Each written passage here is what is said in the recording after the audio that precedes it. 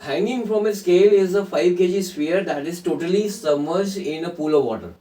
If the reading on the scale is 39.05 Newton, then the radius of the sphere. अच्छा, now अगर reading on the scale is 39.05 Newton, इसका मतलब क्या हुआ?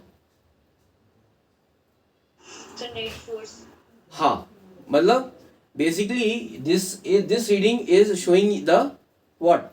The apparent weight of the sphere. ठीक है. अब अगर इसका जो what is the weight of the sphere? Sphere का वेट कितना है? Weight of the sphere is equal to, see when it is not submerged in the water, अभी water में नहीं है, तो क्या है? 5 into 9.81. So this is equal to how much? कितना आ रहा है? सर मैंने 9.8 नहीं लिया, मैंने 10 लिया है. चलो अभी ये आपका कितना आएगा? आई थिंक अगर इसको मैं मल्टीप्लाई करता हूँ, एक minute, 9.81 into 5, this is equal to 49.05. 49.05 Newton. ठीक है. Now when it is submerged in the water, then the reading is 39.05. इसका मतलब क्या हुआ? जो buoyant force है, buoyant force is acting in the upward direction, है ना? So buoyant force है, अगर हम इसको मैं लिखता हूँ buoyant force का I am writing here as FB. So buoyant force की वैल्यू कितनी हो जाएगी? 49.05 minus 39.05, which is equal to 10 Newton. Weight of, ठीक है ना, the weight of this sphere is acting vertically downward, है ना, and the apparent weight is equal to 39.5 Newton, 39.05 Newton. तो buoyant force कितना हो जाएगा? buoyant force acts in the, will be acting in the upward direction, ठीक है ना, buoyant force will be acting vertically upward. So this buoyant force कितना हो जाएगा? 49.05 minus the स्केल रीडिंग. ठीक है, तो ये buoyant force हो गई मेरी, that this is equal to 10 newton. Now buoyant force जो है, this will be equal to what? This will be equal to what? The volume of the, हाँ, volume of the liquid displaced, हाँ, multiplied by the density of the liquid multiplied by g, है ना. तो यहां से volume of the this displaced, अच्छा, volume of the displaced liquid कितना होगा? हाँ, हाँ, वो ठीक है अभी, लेकिन अभी पहले आपको तो ये वॉल्यूम निकालना पड़ेगा, and this volume will be equal to the volume of the sphere. ठीक है, तो वॉल्यूम कितना हो जाएगा? This is equal to 10 divide by the density. Density यहाँ पे दी हुई है आपको, पानी की डेंसिटी के 1000 kg पर क्यूबिक मीटर होता है, जो मैंने आपको बताया है. तो ये हम यहाँ पे लिख लेंगे 1000 इंटू जी की वैल्यू कितनी है? 9.8. यहाँ से ये कैंसिल हो गया, तो ये कितना आ जाएगा? इसको अगर मैं जल्दी से मल्टीप्लाई करते हैं, ये कितना हो जाएगा? ये आपका, अगर मैं डेसिमल, सॉरी, ये हो जाएगा आपका 1 डिवाइडेड बाई 981 क्यूबिक मीटर. ठीक है, ये 100 इंटू 9.81 कितना हो जाएगा? 981 क्यूबिक मीटर हो जाएगा. And this is the volume of the sphere. This will be equal to the volume of the sphere. ठीक है, तो इसको जो है अब आप इक्वेट कर दीजिए. Now this will be the volume of the sphere. So this is 1 divided by 981 is equal to 4 by 3 pi r cube, है ना. So from here the value of r cube कितना आ जाएगा? 3 यहां पे जाएगा, और आपका ये हो जाएगा 981 इंटू 4 पाई, और पाई क्या हो जाएगा? इंटू 22/7, 7 ऊपर चला जाएगा. तो r cube is equal to ये वैल्यू आ रही है इसीलिए मैंने आपको बोला था कि आप कैलकुलेटर यूज कर लेना।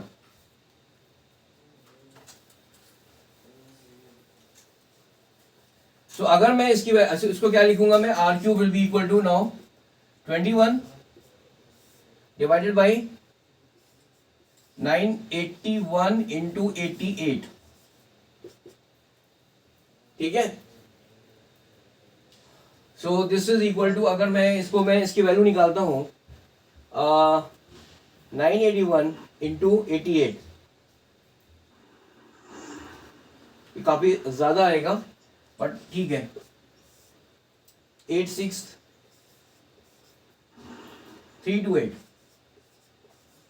और इसको अगर मैं डिवाइड करूंगा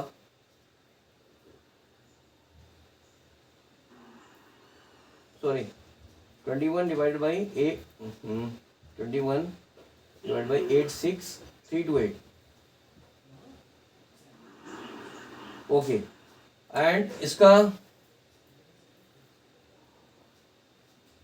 ये कितना आ रहा है, 2.432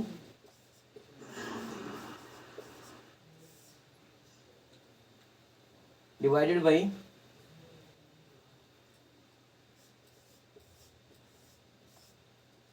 ये आ रहा है ना, हाँ। और इसको हम ऐसे भी लिख सकते हैं, r cube is equal to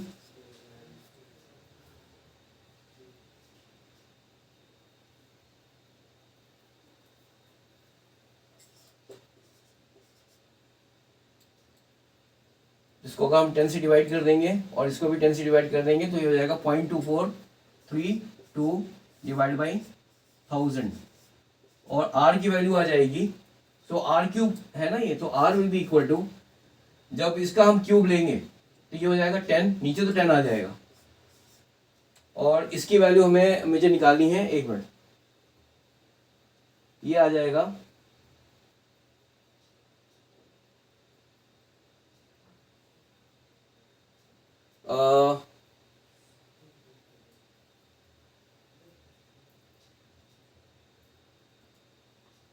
1 minute,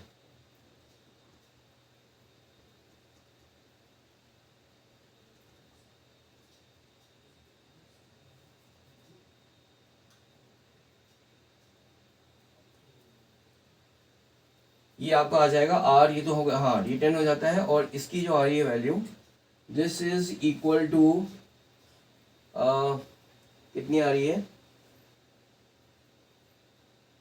6 point approximately आ रही है,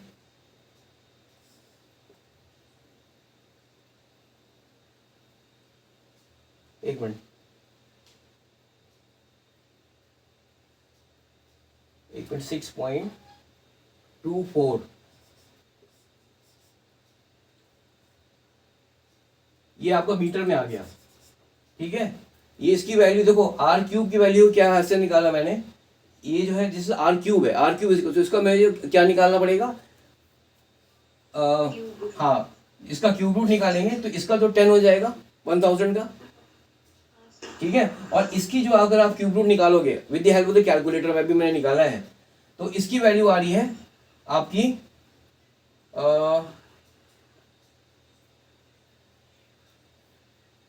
एक मिनट,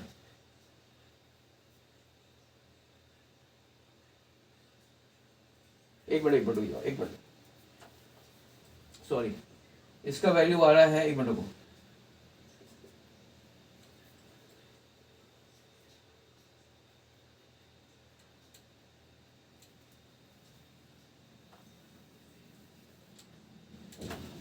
इसको ऐसे निकालते हैं,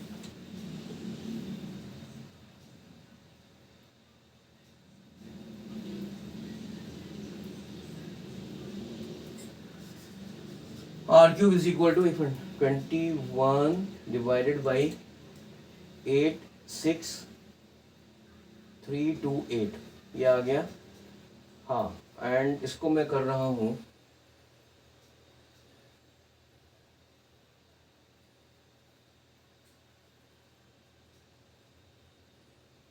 this is equal to 2.432 into 10 to the power -4, ये मीटर में आ जाएगा, और आर अगर मैं इसकी क्यूब निकालता हूँ तो दिस इज इक्वल टू, अगर मैं क्यूब में जा रहा हूँ,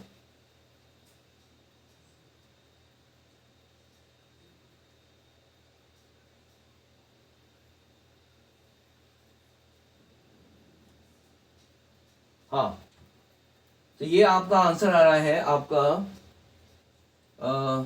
6.24 सेंटीमीटर। ठीक है, ये बेसिक, हाँ अगर आप इसको इसकी वजह आर की वजह, अभी मैंने कैलकुलेटर से निकाला है इसको, ठीक है, ये आपका आंसर आ रहा है 6.24 सेंटीमीटर आएगा जब आप इसकी वैल्यू आर की वैल्यू निकालोगे। ये मैंने अभी कैलकुलेटर से निकाला है, ठीक है, इसलिए मैंने आपको बोला था कि आप इसको कैलकुलेटर यूज कर लेना, ठीक है। बट यहाँ पर इंपॉर्टेंट क्या था, बेसिकली आपको खाली सबसे इंपॉर्टेंट पॉइंट ये था कि हम स्केल का जो रीडिंग 39.05 है, तो buoyant force will be equal to the weight of the sphere in air, ठीक है, minus this scale reading, so this is basically the apparent weight. तो बॉइंट फोर्स निकाल लिया, बॉइंट फोर्स, उसके बाद में हमने buoyant force is equal to volume of the liquid displace into the density of the liquid multiplied by g. वहां से हमने वॉल्यूम निकाल लिया, and that volume will be equal to the volume of the sphere. बस वहां से हमने ये आर की वैल्यू निकाल ली, ठीक है, ठीक है। सो समझ में आ गया ये आपको क्वेश्चन फिर? हाँ सर, आ गया। चलो।